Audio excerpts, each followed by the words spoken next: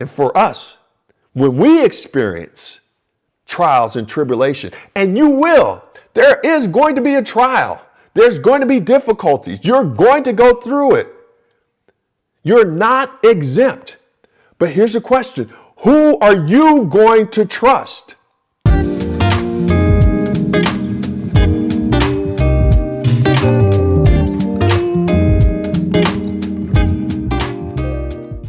Well, this morning we are in Daniel chapter 6. We're going to look at verses 18 through 28. The title of the message is Locked in the Arena, Finding Strength in the Midst of Resistance. Oftentimes, life is referred to in warlike terminology. The biblical scriptures frequently use battle language to describe life's difficulties and what human beings go through or face on a day-to-day basis. I remember when I was in seminary, I had a professor, and oftentimes he would come into class and he would talk about how difficult life is and the challenges of life. And later on, we found out, those who were in the class, later on, we found out that at that point in time, his daughter was going blind, and they were doing everything. He and his wife were doing everything that they could to try to help save her sight. But at one point in time, I remember him telling us that, they were taking her through lessons so that she could learn Braille because she was losing her sight fairly quickly. And so now I got to understand what he meant as he spoke about life being so difficult and life being hard and the challenges that go along with life. And those are the things that, day in and day out, people are facing throughout the world. They are facing challenges. Oftentimes when we think about challenges, we might think about sports or the athletic field or competition. And oftentimes, sport can describe life experiences. Paul uses athletic imagery on several occasions to describe the challenges of life. You think about, sports. I played sports throughout my life. I was fortunate enough and had the opportunity to play at the collegiate level. And I played football and baseball. And so you think about football and being on the football field and, really the combatants, the participants, taking the time to compete against each other. Or if you think about basketball or the boxing ring or MMA or whatever it is that you can think of from a competitive standpoint and environment, you find that teams and individuals are on the field or on the court or in the cage, and they are battling for supremacy. They are battling to a certain extent. Sometimes you will hear the individuals who are participating, they will talk about going to war to see who can win or to overcome. For those fight fans out there, and I'm going to date myself a little bit, but I remember when Muhammad Ali and Joe Frazier fought their last fight. That was a war as they battled in the ring. I remember Tommy Hearns and marvelous Marvin Hagler. Again, I'm dating myself, but I remember their fight, and those 2-3 rounds that they fought was, a battle. And so if you think about that type of environment, and then also what it is in life. Life can be tough, just like a sporting event. But it's much more than that. Because in life, we can succumb to the pressures of life. But the real question is this: how do we stand firm in the face of difficulties and opposition? In difficulties, in situations, how do we stand firm? Where do you literally, as you are going through situations, where are you literally standing firm so that you can fight against the difficulties, the circumstances? Where do you find strength in the midst of opposition? And so that's what we're going to talk about this morning as we go through Daniel chapter 6, verses 18 through 28, as we talk about being locked in the arena, finding strength in the midst of resistance. And let me recap it just really quickly here. In Daniel chapter 6, verses 1 through 17, this is what we found. We found Daniel was a leader within the Medo-Persian Empire. Remember, Daniel was a young man who was taken captive from his home and then transition over to the Babylonian Empire. But Babylon has since been conquered by the Persians. And so now Daniel finds himself under a new kingdom, under a new empire. But he has risen and he has become a leader within this empire. And in Daniel chapter 6, verses 1 through 17, what we found was this, that he was amongst the other presidents and satraps. They were government officials. They were leadership. But what we found is this, that the presidents and the other satraps were not fans of Daniel. Most likely because he served the true and living God. See, these other government officials, they disliked Daniel so much that they even created a decree or ordinance that stated this, that none would be able to worship any other except the king himself. Now, if you're Daniel and you are worshiping the true and living God, that is a problem. That's an issue because Daniel, for him, there was but one God. And he was going to serve but one God. He was not going to serve or worship man. He was worshiping God Almighty. And so Daniel did not abide by this new law. And thus Daniel was condemned to death because of this new decree. He was thrown into the den of lions because of the punishment associated with disregarding the king's new statute. Now, once Darius, who was the king at that point in time, understood what was happening, it was too late. And Darius was concerned for the life of Daniel. He was concerned about the ramifications of this newly instituted law. And so Darius, he became sorrowful. He admired Daniel. He saw that Daniel was a righteous individual. He was a good man. And so he saw that a good man was going to be condemned. And so he was sorrowful. And so that's where we pick up here in Daniel chapter 6, verse 18. No, it states this. Then the king went to his palace and he spent the night fasting.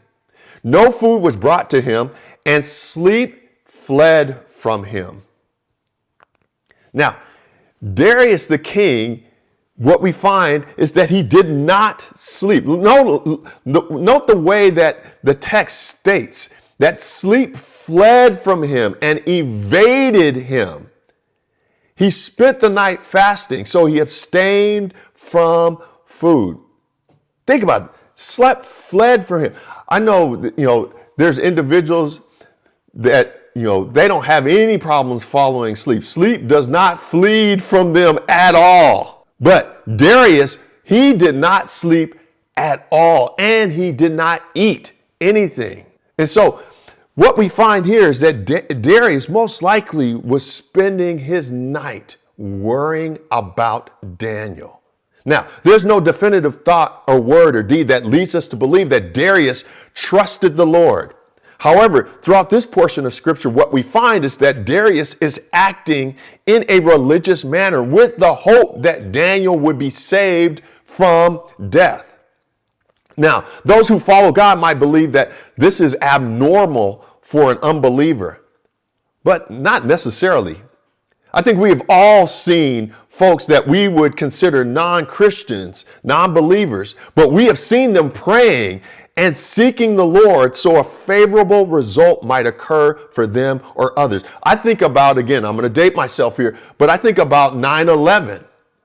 I remember once 9/11 hit, those following weeks and months, there were more people in church than ever. Why? Because they were concerned about what was happening in the world. They were concerned about the folks that were around them who were impacted by what happened in 9/11. And so we saw people going to church, people who were probably non-believers, but going to church. Why? Because they were trying to seek the will and favor of the Lord. And so that's what Darius is doing. He's probably seeking the favor of the Lord for Daniel and fasting at the same time. And see, it's this type of situation that Daniel finds himself in. That is the reason why people pray and fast. They pray because of situations and circumstances. They are mourning, for example. Think about in 2 Samuel chapter 2, verse 12. Once David finds out that Saul and Saul's son, Jonathan, has died, David tore his clothes and fasted because of the death of Saul and his son, Jonathan. What we also find is this, that oftentimes prayer and fasting is a way of worship, a way of interceding. In 2 Samuel chapter 12, verse 16, David prayed and fasted. Why? Because remember, he had a relationship with Bathsheba, and Bathsheba then became pregnant and was going to deliver a child. That child was delivered, but what we find is that that child was sick and ultimately died. And what David did, even in his sin, David prayed and fasted for that baby. So we see that there are times when people pray and fast. And when there's disappointment, you know what the Israelites would do? The Israelites would wear sackcloth and ashes and fast. And so prayer and fasting is a way of connecting with God and dealing with difficult situations. Remember, Darius, he knows that he is the one who is directly responsible. He is responsible for what has happened to Daniel, that Daniel was thrown into this den of lions. And remember, Darius considered Daniel what? Upright and blameless. And so when it comes to difficult times, that, with situations and circumstances, what Christians will do is they will take the time to fast and to pray. We need to take the time to fast or pray so that we might hear and or align ourselves with God Almighty. Now, some will fast so that they can lose weight. And while this is physically beneficial, this is not the real reason for fasting. I know sometimes my wife, she'll look at me, she goes, "Oh, you look like you lost a little weight." And I was like, "Yeah, I've been praying and fasting." But in all seriousness, this is what Christians, followers of God, should be doing. They should be praying. They should be fasting. They should be aligning themselves with God. And so that's what we find Darius doing. But then note what happens at verse 19. Then at break of day, the king, Darius, he got up and he hurried to the den of lions. And when he came near the den where Daniel was, he cried out anxiously to Daniel, "O Daniel, servant of the living God, has your God whom you faithfully serve been able to deliver you from the lions?" Darius now is calling out to Daniel in anguish, in distress. You can almost feel the tension, the mental agony, because Darius is afraid of what has happened to Daniel. He's afraid that Daniel has become a midnight snack for the lions. And again, Darius felt responsible. And so when we think about where Daniel is in the situation, this den of lions or the lion's den, what is it that you think about when you read about this situation? About specifically the lion's den. For me, I think about opposition and resistance. See, oftentimes when we think about the lion's den, that is what we should think about. That's what should come to mind. Opposition and resistance. Daniel was there because of those who opposed him. And see, we will all face resistance at some point of time in our lives.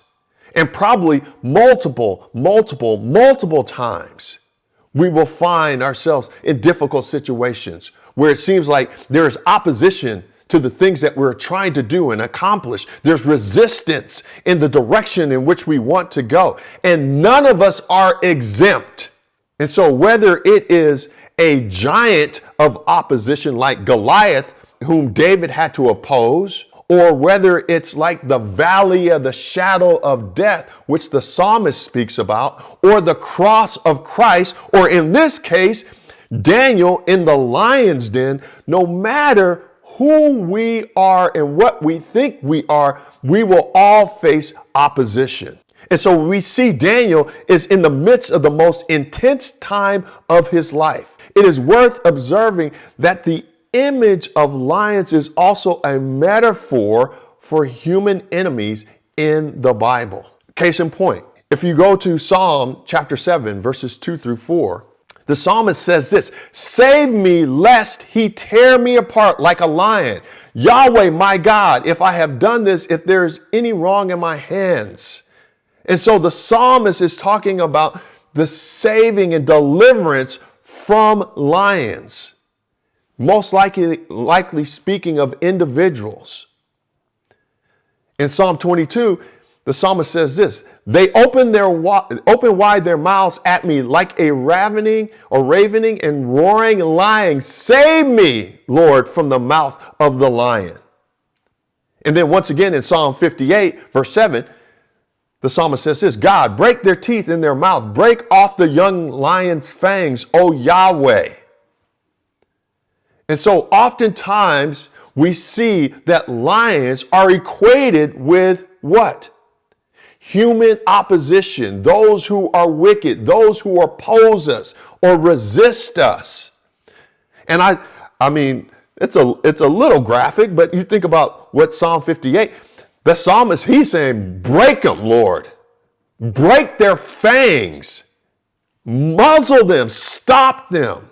Paul in the New Testament, as he is writing in 2 Timothy chapter 1, verses 16 through 17, he is writing from prison.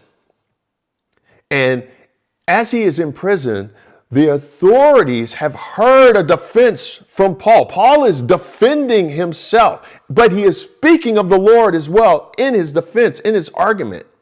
And it seems that he has convinced them of his innocence. You can read that in 2 Timothy chapter 4, verse 16. But then Paul states this. He says, "The Lord stood by me and gave me strength to proclaim the message fully, that all the Gentiles might hear it. So I was rescued from what? From the lion's mouth." And so we see here this opposition that even Paul faced, this conflict with human enemies. And ultimately, it was God who was able to oppose those who opposed Paul. And note, Peter even says this, that our opponents, we walk around like what? Roaring lions, seeking whom they may devour. And so, the lion's den, there's some analogies there. The lion's den is like this opposition, but the lions themselves are opponents, like human opponents. And so that's why I spoke about what I spoke about earlier.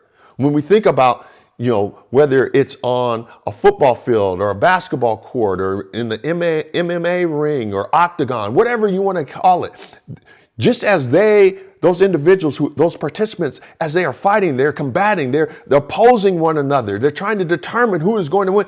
That's what life is like. We are in a battle daily. And I don't know about you, but when I wake up, I want the Lord to be with me as I go out. Because as I go out, I know that there's going to be opposition. Because Satan wants to oppose us. He walks about like a what? A roaring lion, seeking whom he may devour. And so we find here Daniel was thrown into the den of lions. However, his real enemy and opponent were human beings. They were the other presidents and satraps. These were the individuals who were supposed to be working along with him for the benefit, for the peace of the kingdom. These government officials were supposed to work with him, but they sought his downfall. Listen, there are real enemies in the spiritual realm. The scriptures teach us that. There are rulers and powers and spiritual authorities and demonic forces who oppose God, and thus those who sit on the side of God are also targets for these ungodly spiritual forces. However, don't be fooled. There are human beings who also sit on the side of Satan. They are unrighteous and desire to see you struggle, and in some cases, they desire to see your downfall. This is a situation that Daniel was in. But note, during his most difficult moment, who shows up for Daniel? Daniel chapter 6, verse 21 states this. Daniel then said to the king, "O king, I live forever. My God sent his angel and shut the lions' mouths so that they would not hurt me, because I was found blameless before him and also before you, O king. I have done no wrong." Verse 23, then the king was exceedingly glad and commanded that Daniel be taken up out of the den. So Daniel was taken up out of the den, and no kind of harm was found on him because, why? He trusted in his God. What we find here in verses 21 through 23 is this. God sends a divine servant to aid Daniel. This supernatural servant of God was called to bring deliverance and salvation to Daniel. In essence, he served as a lion tamer. Now, again, I've said this a couple of times at this point. I'm dating myself, but I remember going to the circus as a kid. I remember my mom would take me and my sister to the circus. The circus was called Ringling Brothers Barnum and Bailey Circus. And we would often, I grew up in Inglewood, we would go to the Forum where the Lakers played at that point in time.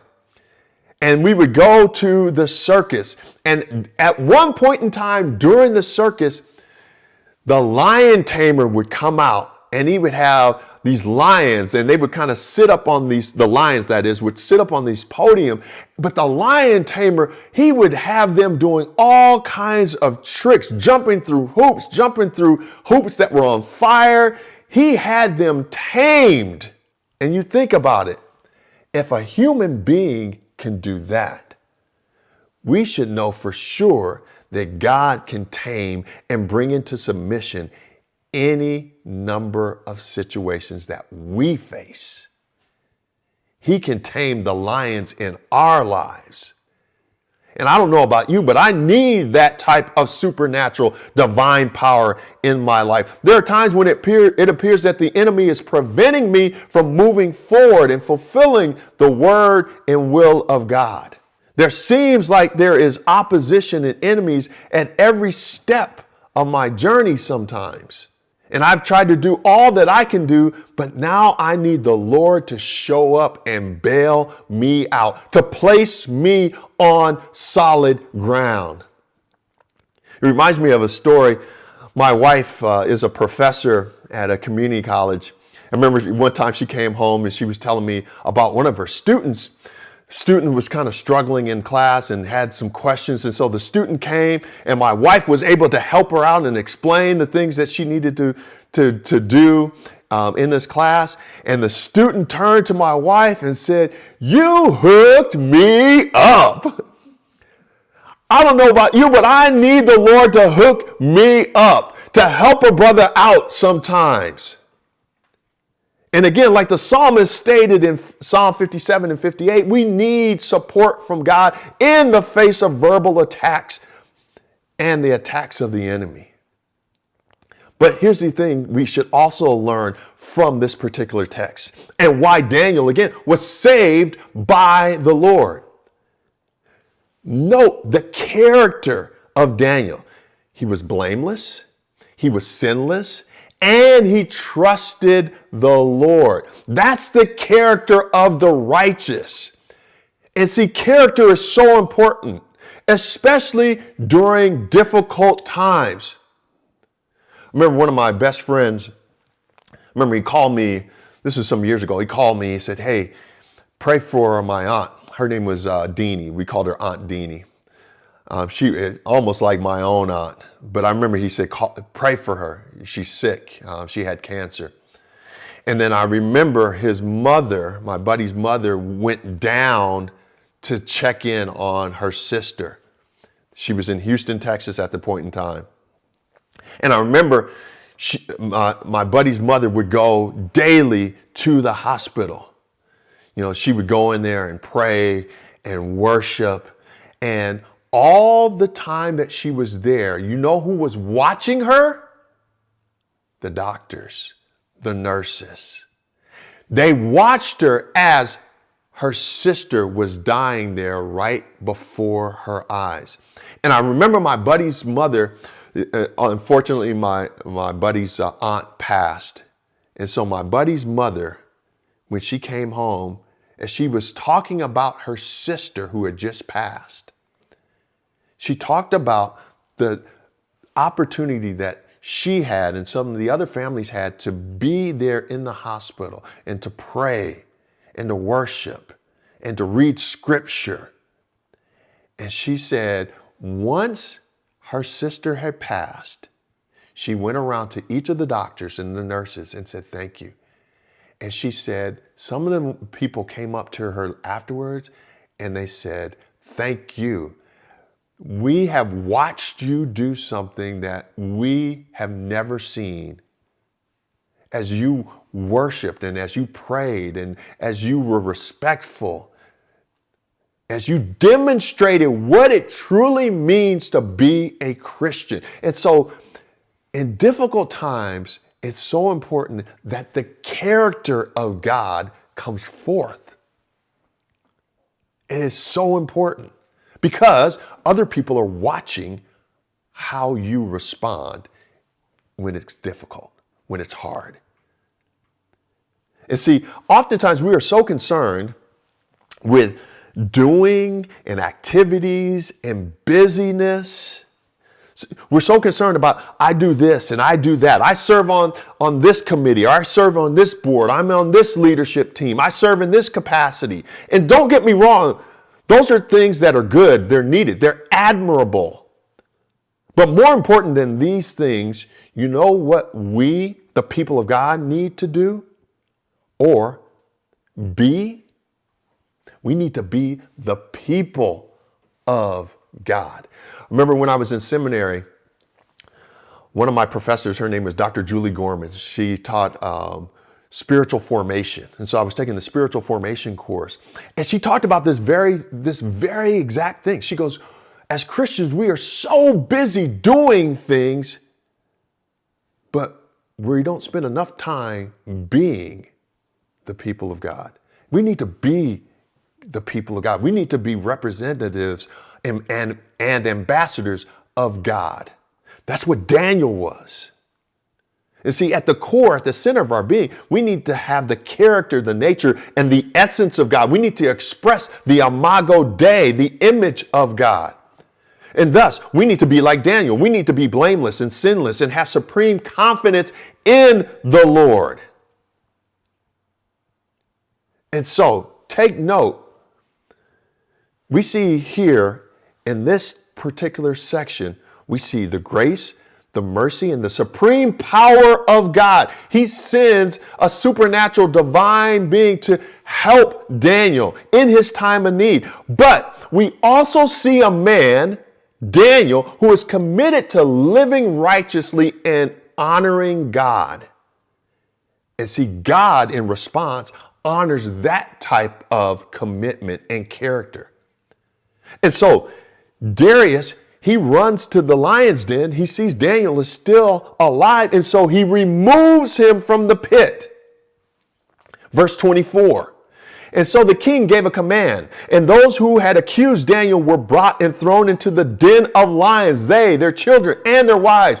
Before they reached the bottom of the den of lions, the lions overpowered them and broke all their bones in pieces. Now, at this point in time, what do we see? We see retribution. We see that these satraps and other presidents, they and their families are now thrown into the lion's den themselves. My wife and I, we call it getting your comeuppance. You know, oftentimes when we see, like, we're watching a movie and we see a bad character, we're like, oh, they're going to get it. They're going to get their comeuppance. There's going to be retribution. And see, all those who brought false accusations against Daniel were apprehended and thrown into the very pit in which Daniel was delivered from. But there's some tension here, right? When there's bad people, unrighteous people, wicked people, oftentimes we are glad to see them get what they have coming. We want to see them punished. You think about it naturally. When you see somebody do something bad, you want to see them punished. When you see a little kid who is doing something that is not right, you think to yourself, man, I hope they mama and daddy, you know what? You want to see people who are doing things that are wrong, again, punished. But most people who will read this will also say, but wait a second. The children and the wives of these government officials were also killed? See, people will say, I understand the punishment for those who brought false accusations against Daniel, but some people struggle with the fact that the wives and the children of the presidents and the satraps were killed alongside their scheming family member. How is that justice? Well, first, we must note that what Darius did, was not a command from the Lord, but it was the doing of King Darius himself. He is the one who then brought forth this retribution. Secondly, not all things perpetrated within the biblical text are God inspired or directed. Again, there's nothing that states that God desired to see women and children killed for the iniquity of another. But here's the thing.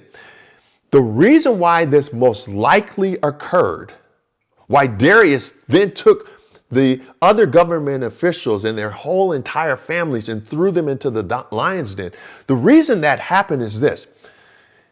If you think about it historically, I don't care what time frame, kings in the ancient world, they often would eliminate all threats to their kingdom. We can even say, even today, you think about the world we live in today, that happens. If you are in leadership or you are a ruler, oftentimes people will get rid of those who they consider a threat. And so kings in the ancient world would do the same thing. They would eliminate all threats to their kingdom. You can go back and look at, for example, Alexander the Great. When he was a young man, when he was first coming into the Grecian Empire and he was ruling, he killed everyone who could challenge for the Grecian kingship. He got rid of them. We can even see in the biblical text, go into Matthew. At the beginning of Matthew, we see this man, his name is King Herod. King Herod, what did he do? He had all the baby boys under the age of 2 killed in Bethlehem. Why? Because he heard of this boy who was going to be born, and they were calling him what? The King of the Jews. And so Herod, at that point, he was an older man. Some think he had some mental instability, but here's the thing. He was the king in that region, appointed by the Roman emperor.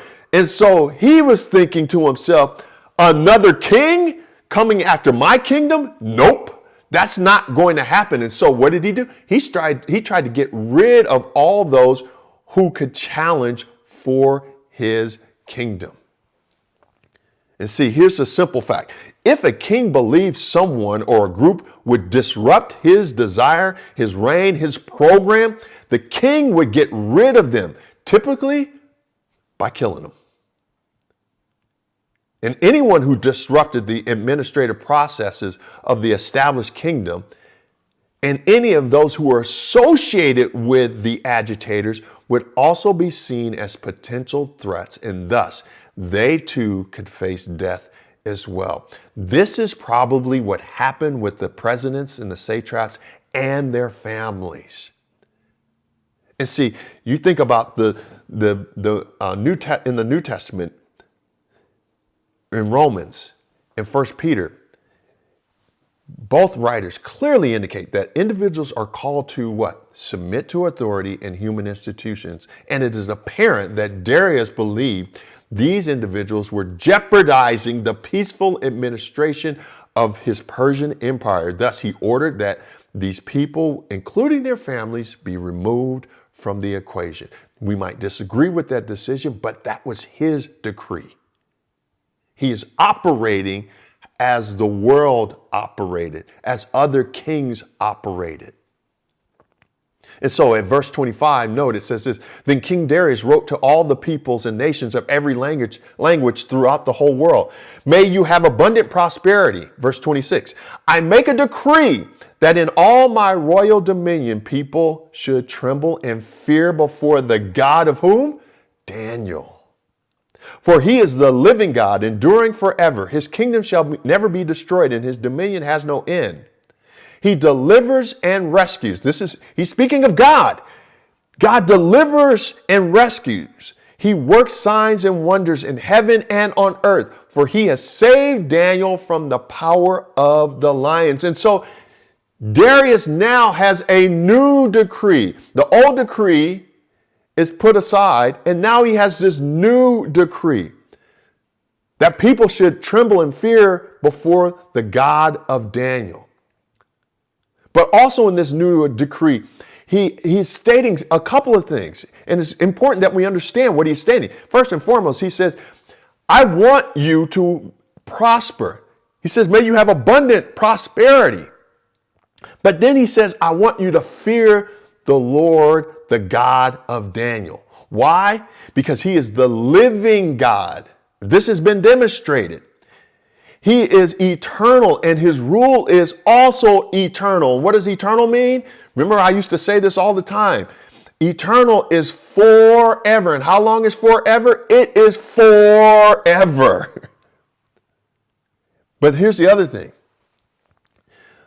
The power of God, his lordship, has no limitations. There's nothing that limits the power of God. And so what we find here is this, that in his decree, he is saying that we should fear the Lord. Now, we need to understand what it means by fear. See, there's two types of fear. There's a fear in which, yes, Christians, we think of fear or honoring or giving reverence to the Lord, but then there's a true fear for others. Other people, when they think about fear, they think about, okay, I need to be afraid, fearful of this individual or this thing. And so as a Christian, the fear of the Christian is different than the fear of the non-believer. Again, they're two different things. As a Christian, when we think about the fear of the Lord, we think about if we honor and reverence the Lord, there is wisdom. In Job chapter 28, verse 28, it says this, fear of the Lord, that is wisdom, and to depart from evil is understanding. In Psalm 111, it states this, for the fear of the Lord is the beginning of wisdom, and all who practice it have a good understanding. And in Proverbs chapter 1, verse 7, the writer says this, the fear of the Lord is the beginning of knowledge. Fools despise wisdom and instruction. So as a Christian, when I think about the fear of the Lord, I'm thinking about, I need to honor the Lord. And as I honor the Lord, there is wisdom and righteousness and understanding. There's also this promise attached to honoring the Lord. And so Christians should fear the Lord, but it's much more than just this evasion of punishment. Instead, there's this idea of pursuing God and his holiness and being attentive to the things of God, being spiritually minded, having our thoughts focused on the things of God continually. But for the non-believer, the fear of the Lord, in this sense, as we're thinking about Darius, in this context, the fear of the Lord is just common sense. No, he says God, the God of Daniel, delivered him and rescued him. He saved him. The other thing is, what I've seen with my own eyes, again, from Darius' standpoint, is that the God of Daniel performs the miraculous in heaven and in earth. His power has no boundaries. And so from Darius' standpoint, honoring the Lord, or the fear of the Lord, I should say, there is this tangible benefit. It's just common sense. Like, hey, if we do something for this individual, we're going to get something in return. Let me break this down and give a real life example here. In our household, we collect recyclables and we take them to the recycling center. Now, the person who really truly benefits from this is my youngest daughter, Kira. And so oftentimes I have to poke and prod. Her mother has to poke and prod to get her to, collect the recyclables, to take them outside in the garage. And then, we tell her, hey, once we get to a point where we have a lot, let's go and take them so that we can then redeem them. She's the only one who truly benefits. The last time we went, my daughter received $46. Now, for some of us, that might not be a lot, but for her, that's a good amount of money. That's a good chunk of change. And so I have to tell my youngest, hey, let's take the recyclables to the redemption center. Let's take our plastic and our cans and our glasses and let's take them. And when we dump them into the little containers and receptacles, they weigh it, boom, she receives the money. Now, she's not super enthused about taking them, but she is super excited about what? The benefit, the money. She's excited about that. She is focused on the money, the benefit, but not so much on the virtue of helping others like me and her mother. And see, going back to Darius, he's more concerned about the benefit than the virtue of following and serving God. Nevertheless, Darius is giving account concerning the power and the authority of the true and living God of Daniel. And see, that is worthy. And so we'll close with this. So this Daniel prospered. Note, he prospered. Again, he's in a foreign land. This isn't his home. But he has prospered during the reign of Darius and the reign of Cyrus the Persian. Why? I'll go back to, again, what I stated initially about Daniel. His character. He was blameless. He was righteous. He served the Lord. He was an ambassador for God. He represented the Lord well wherever he was. That's why I believe he prospered.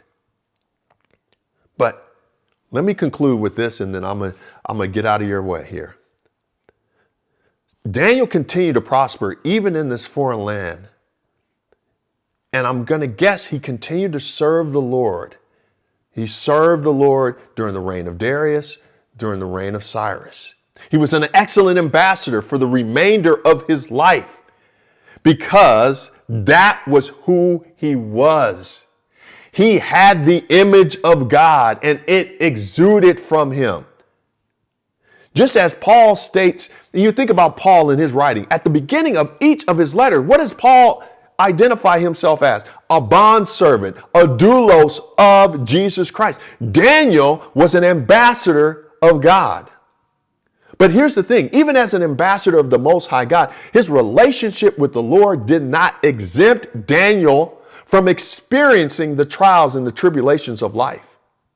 He still experienced the den of lions. He experienced haters, in modern day terminology, haters coming after him, people lying on him, folks trying to drag his name through the mud, enemies who attempted to have him killed because they disliked him and most likely did not appreciate his faith in the Lord. Nevertheless, Daniel did what? He continued to serve the Lord and trusted that the Lord would bring him through this very, very trying time. And for us, when we experience trials and tribulation, and you will, there is going to be a trial. There's going to be difficulties. You're going to go through it. You're not exempt. But here's the question. Who are you going to trust? I hope and pray that it is the Lord. As I stated earlier, the lion tamer, the one who has the power and the authority to send angelic servants, the one who can close the mouths of lions and bring you through any trying situation in perfect peace. That is who I hope you trust and find strength when you are locked in battle with those who resist and oppose you. That's what I hope you do. Peace and blessings.